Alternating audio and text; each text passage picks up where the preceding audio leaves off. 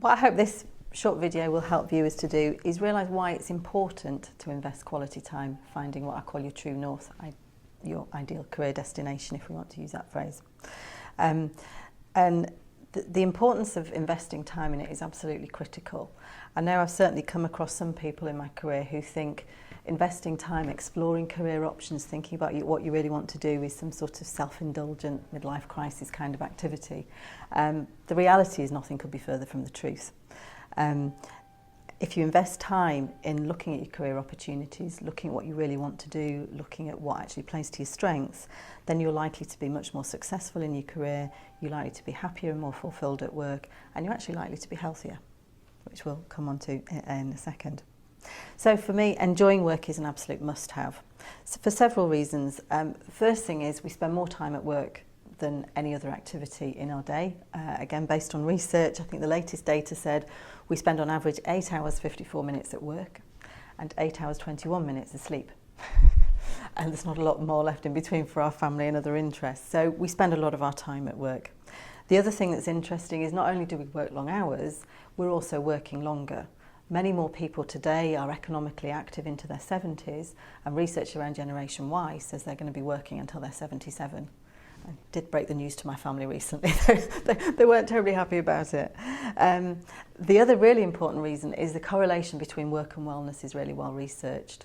There was an overview of over 400 scientific studies commissioned by the NHS that really links the factors that we attribute with work in terms of social interaction, activity and status are proven to link to greater health and well-being.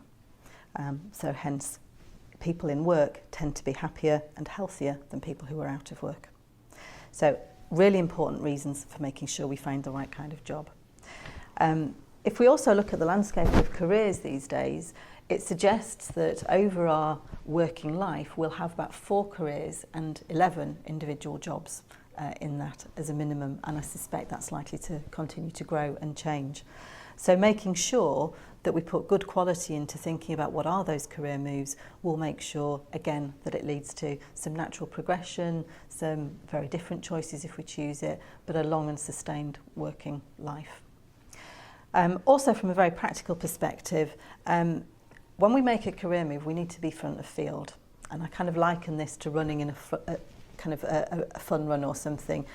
Certainly across our countries, millions of people every year take part in races, running races, and sometimes they're a race and sometimes they're a fun run and sometimes they're combined.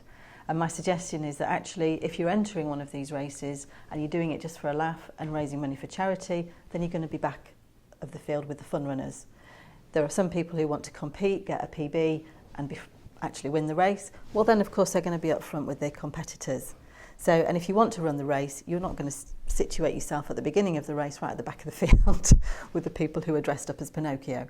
So for me, the real thing is if you work out what you're great at, then that will actually put you front of field when you apply for jobs. What we both know is that actually applying for a job takes an awful lot of time. So you need to be making sure you're applying for the right ones for you, and then you're much more likely to nail it.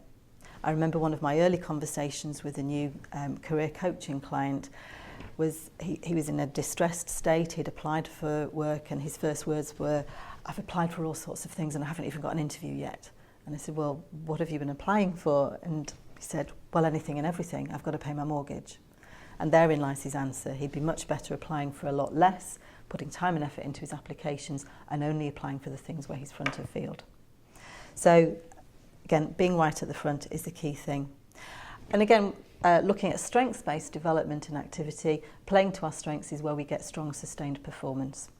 So spending some time reflecting on what you do really well as part of this whole process will enable you to target your role profile that plays to those very genuine strengths. So in summary, for me, investing time in exploring all of your career options is an absolute necessity. It's not a nice to have, it's not self-indulgent, it needs to be done. What that will do is it'll give you a career that plays to your strengths. You're likely to have much stronger sustained performance. It's likely to be less stressful because you're doing things that you're already good at, and you'll enjoy it much more. So you'll be focused and efficient in your job search. You're more likely to get a job. You'll live without regrets of what you maybe could have done, because you'll have explored that and worked out whether you're going to give it a go or not. You'll achieve greater performance and you'll be happier, healthier and more fulfilled. Worth the time.